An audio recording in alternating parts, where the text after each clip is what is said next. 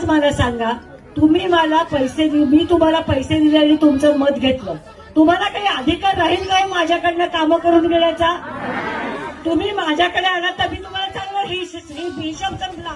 मी तुम्हाला 5 तुमच्या हातावरती टेकवले, तुम्ही मला मत दिलं, तुमचा माझा व्यवहार संपला. पुढची 5 वर्ष मी तुमच्यासाठी काही पण काम करायला बांधील नाही. होतं की नाही असं? प्रत्येक निवडणुकीमध्ये होतं असं. मग बाबासाहेबांनी जो आपल्याला मताचा अधिकार दिलाय, सगळ्या ठिकाणी सावित्रीच्या लेखी आपण म्हणतो, बाबासाहेबांची लोक आपण आपल्याला म्हणवतो, पण लाडक्या बहिणीची योजना आली की पाठीमागे पळत जातो. गेलो की नाही? आता मला सांगा, त्या लाडक्या बहिणीच्या योजनेसाठी आलेले पैसे काय देवाभाऊंच्या खिशात आले होते? एकनाथ शिंदेच्या खिशात आले होते? कुठून आले होते? आपले पैसे होते. आपले पैसे आपल्याला देण्यासाठी आपण त्यांना काय केलं? सत्तेत बसवलं.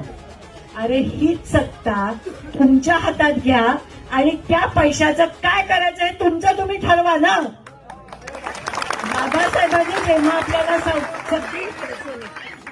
बाबासाहेबांनी जेव्हा आपल्याला मतदानाचा अधिकार दिला, तर प्रत्येक माणसाला एक मत दिलं.